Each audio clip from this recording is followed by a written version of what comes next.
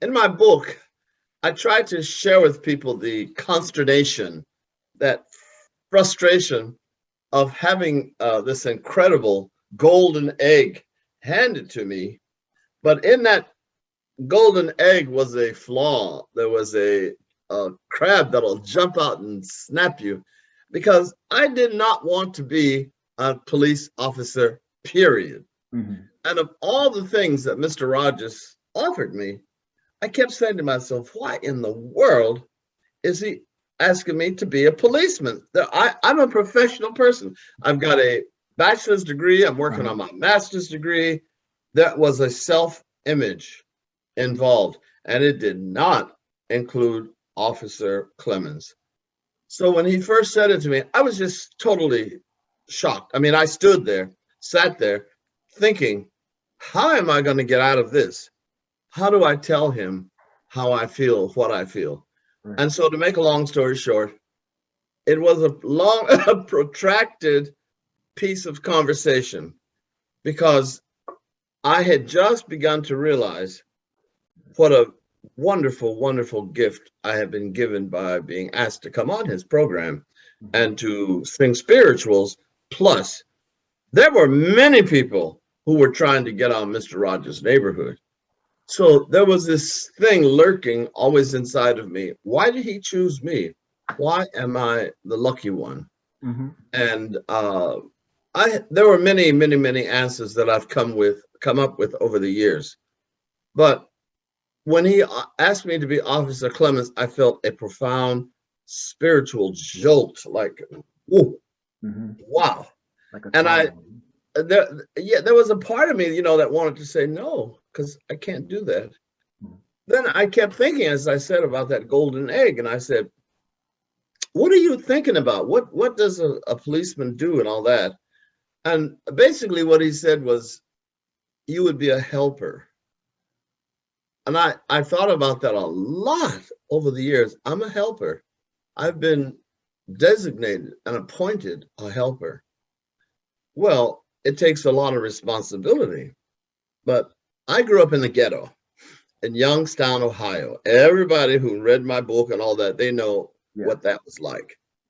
And policemen were not very nice guys. They had earned a reputation as being the pit, the sewage of Youngstown. I'm sorry if I sound cruel in my description, but they did things sexually, and they beat people, they shot people, they went into businesses and asked people for money in order to keep, running their businesses. There was nothing that I either didn't see or hear about that policemen did, and many times to innocent people or law-abiding people, however you want to call us, people who really many times were pillars of the community and who wanted to see things be better.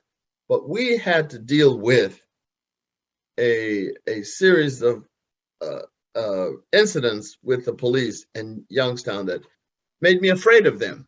It made me stay away from them. My family told me, keep your mouth shut, keep your eyes down, don't talk to them, don't answer them if necessary, don't answer anything they don't ask you. There were a whole series of survival messages that my uncles, my aunts, my great aunt, all those, they told me, you like to talk.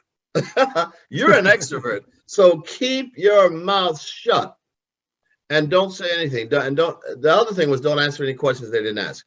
So when Fred Rogers mentioned Officer Clemmons, all of these memories came flooding back into that meeting. He could not possibly have known, in my opinion, what he was asking.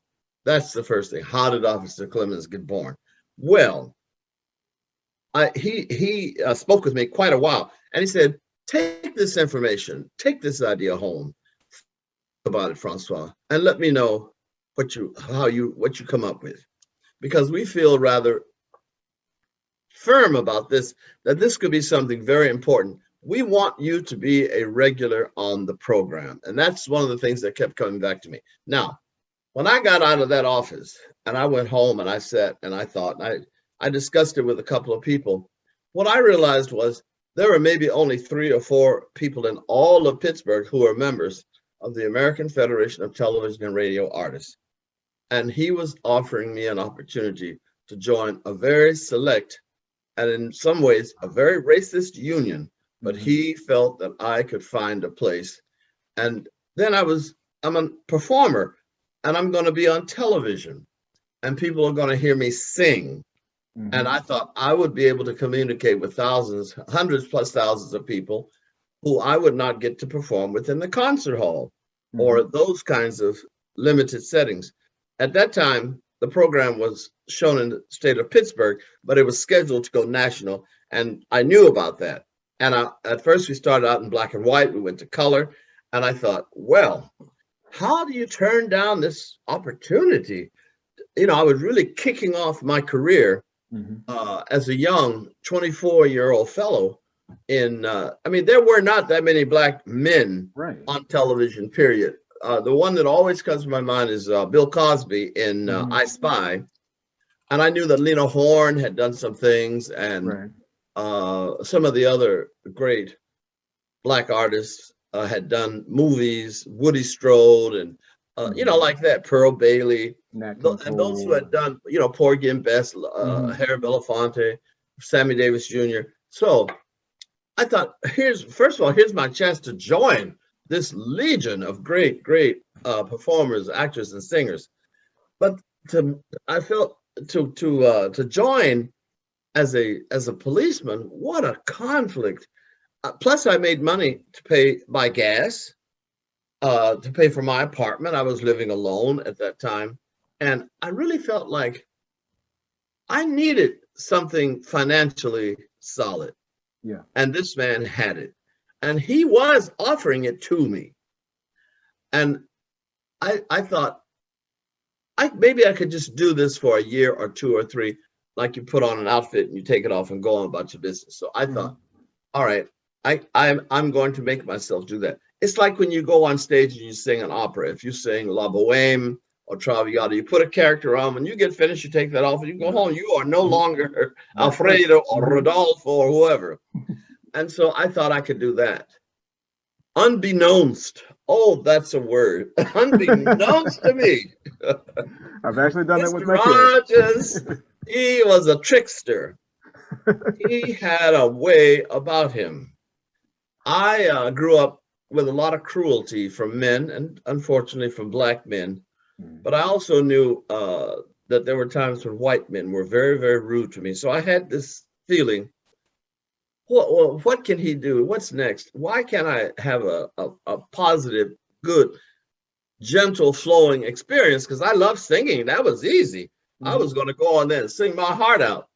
But to be an officer, policeman while I'm doing this. So I thought about the money. I thought about the exposure. And I thought there were other people trying to get on that program. I just couldn't throw it away. That's what it amounted to. He was the star. He was the director. He was the producer. He was my mentor. He was becoming my mentor. And in his way of thinking, I thought, he's older, he's wiser. He was in his 40s. I was barely in my 20s. And I thought, well, he's much older. Oh, I was going to give in to his wisdom, to his experience. And in the community, you know, there in Pittsburgh, he was already legendary for what he was doing on children's television. And so I'm trying to thank you for letting me share how profoundly difficult a decision this was. It was not easy. And so the first couple of times I put on the outfit, you know, it felt like you're doing something new and something special, but I wasn't wedded to Officer Clemmons. Right. Not at all. Hey fellow YouTubers, if you like what you see, please hit like and subscribe. And if you want to see more, just click on the button where you can donate and be a paying contributor, where you can see more things like read-alouds, drawing tutorials, virtual field trips, cartoons, and more. See more at Storytime, and I'll see you next time.